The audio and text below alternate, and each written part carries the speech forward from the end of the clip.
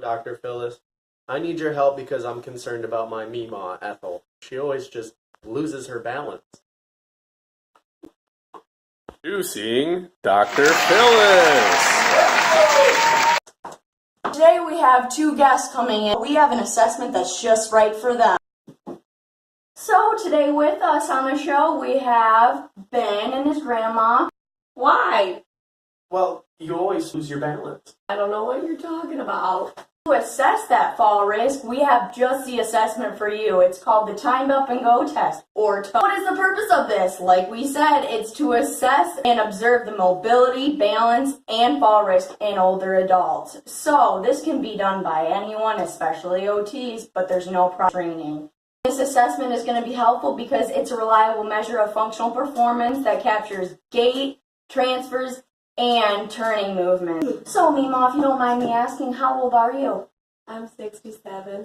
Because this is for adults 65 years of age and older. And it has been useful in also other populations that include Parkinson's disease, stroke, brain injury, spinal cord injury, osteoarthritis, vestibular disorders, Alzheimer's and dementia, and adults in geriatric care. So, this type of assessment includes an observation that assesses those who are at fall risk. Well, now we're going to go to our OT that's on the webinar. Assessment, you only need a few supplies, which is a stopwatch, a standard armchair, a pencil and paper to complete the documentation after this is done, a tape measure, and a piece of tape to mark off the 3 meter or 10 feet mark so they are able to clearly tell where they are supposed to turn around. You're going to want your patients to wear their regular footwear and they can use a walking aid if needed. You're going to begin by having them sit in a standard armchair and identify a line that's either 3 meters or 10 feet away. And you're going to want to make sure that this chair is freestanding and not up against a wall.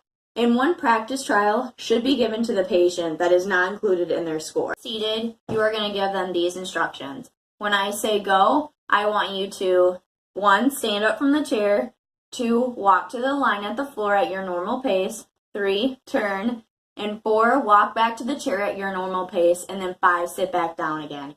The timer starts when go is said and it doesn't stop until the patient is seated.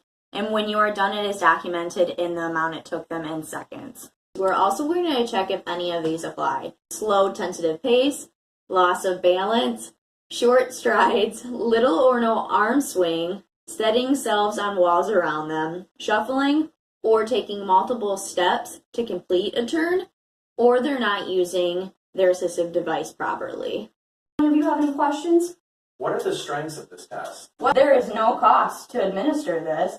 And it only takes 5 minutes or less to administer, and it makes it easy to become a part of a medical examination if needed. There's no required training, and it allows you to easily monitor improvement. Well, there must be something bad about this test, too.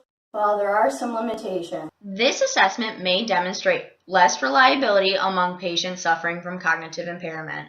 Inter-rater reliability may also be affected by subject performance. When completing this assessment multiple times, subjects quickly become familiar with this test, meaning the first test may affect the results of the second test.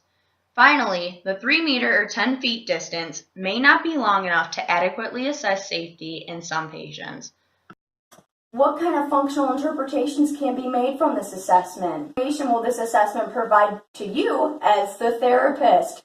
An older adult who takes 12 seconds or more to complete the TUG test is at high risk for falling, as defined by study, which is stopping elderly accidents, deaths, and injuries. And when this happens, further evaluation may be needed. Therapist administers this test. They want to be observing the following, which is postural stability, gait, stride length, and sway of the client.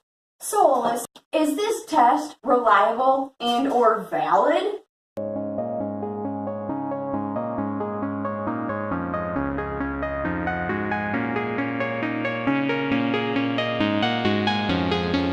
OT, what domains does this point out in the framework exactly? Because balance, functional mobility, gait patterns, vestibular functions, and community mobility. Thank you so much, Alyssa. I think it's about time we try out this TUG assessment ourselves. Ready? Go.